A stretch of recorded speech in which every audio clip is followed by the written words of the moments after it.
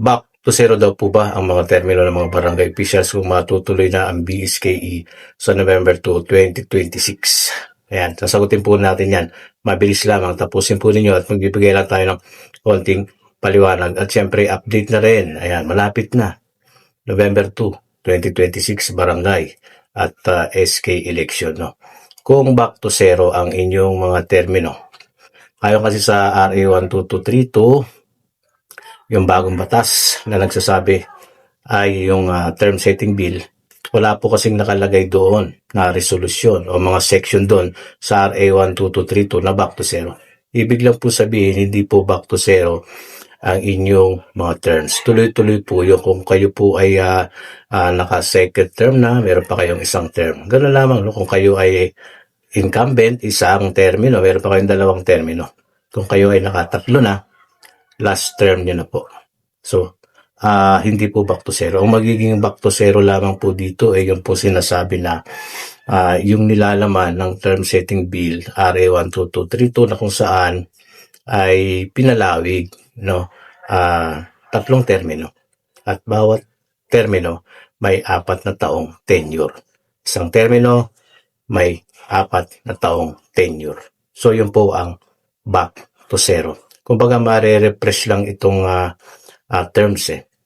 Hindi po yung mismong naging termina ninyo sa nakaraan.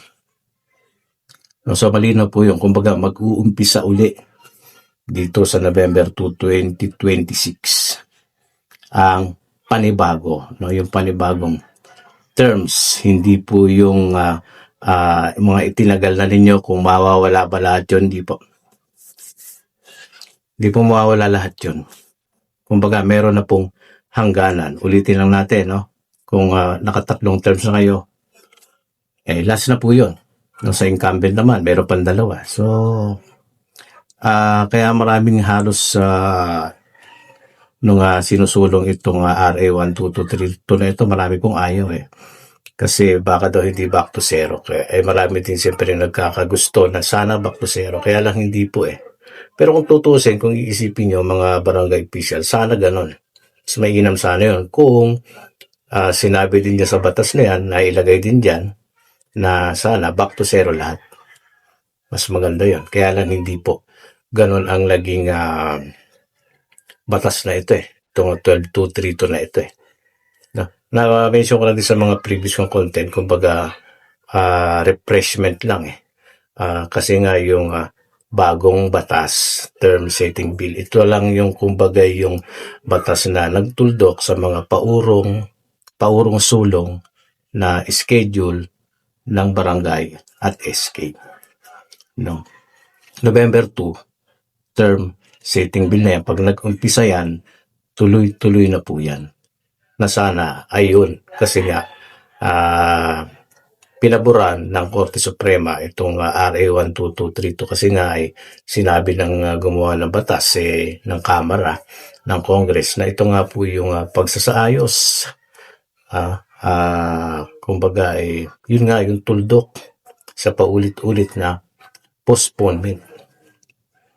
Diba? So, abangan natin yan at inaasahan ko din na sana hindi na muling mapopospone itong RA 12232 ito sa November 2, 2026.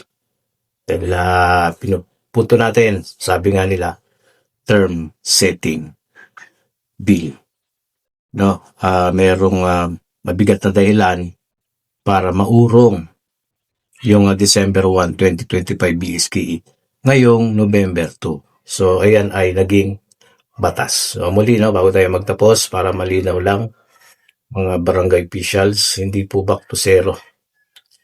Hindi po back to zero yan. Ang back to zero lamang po dito yung mismong batas. Pero yung inyong inupo, yung inyong mga paglilingkod, no, kung nakailang terms na kayo, tuloy-tuloy po ang bilang. No, counted na po yun eh.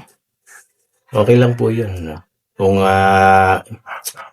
sa mga kagawad, no, kung last termer na, hindi ka na pwedeng tumakbo sa parehong posisyon. Pwede ka na mag-upgrade, pwede ka na tumakbo ng pagkakapitan at yung kapitan naman, hindi na po pwedeng muling tumakbo sa parehong posisyon. Siguro mag-downgrade na pwedeng tumakbo pagka kagawad. At least, andyan ka pa rin. Pwede ka pa rin magsilbi. No? O kung medyo popular na pwede na tumakbo siguro ng mayor. Di ba? O, ganun po yun.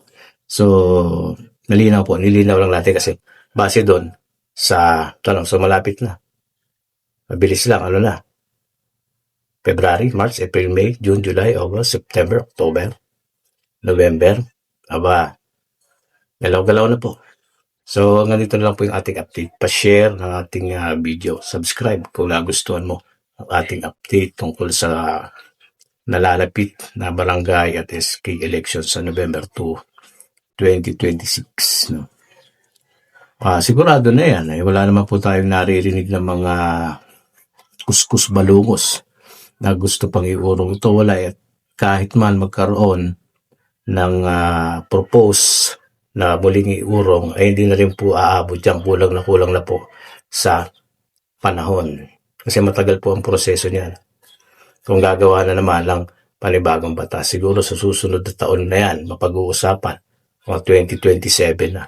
Ngayon, wala At dineclare na rin or confirmation galing sa COMELEC na matutuloy na itong BSKE sa November 2. Okay, so ganito na lang. Pa-share po ng video. No? God bless po.